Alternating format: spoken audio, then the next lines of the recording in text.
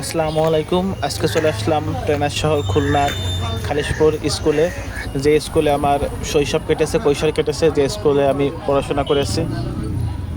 School চলাকালীন সময়ে স্কুলের সামনে আসলাম অনেক দিন পরে। তো এসে অনেকটাই হতাশ হলাম, কারণ এই স্কুলে যে ছাত্রছাত্রী ছিল এখন তা অনেকটাই কমে গেছে। আর এই স্কুলটি 121 বছরের পুরনো স্কুল। 1904 সালে স্কুলটি স্থাপিত হয়। আজকে 2026 সাল, 121 বছরের পুরনো স্কুল, যেটা অনেকটাই এখন স্টুডেন্ট অনেক কমে গেছে।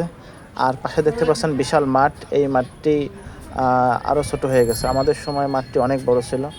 আজকে অনেকদিন পর আসলাম স্কুলের সামনে।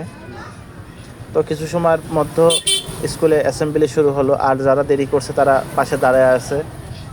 অ্যাসেম্বলি শেষ হলে তারা ক্লাসে ঢুকবে। আর এখন অনেক বড় বড় বিল্ডিং হয়েছে, অনেক ক্লাসরুম হয়েছে, কিন্তু স্টুডেন্ট সেই তুলনায় অনেক কম। ধন্যবাদ আপনাদের ভিডিও দেখার জন্য।